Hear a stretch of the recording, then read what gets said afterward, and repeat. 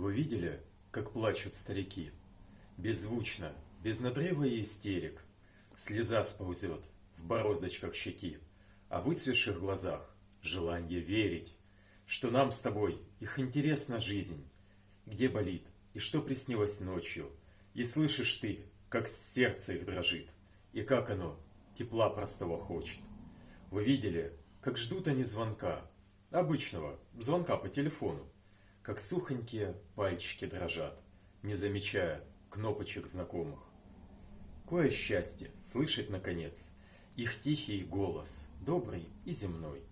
Какое счастье знать, что где-то есть твой самый-самый человек родной.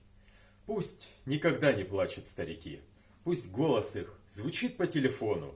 Мы дети, пока есть кому звонить, пока мы любим их, пока мы помним.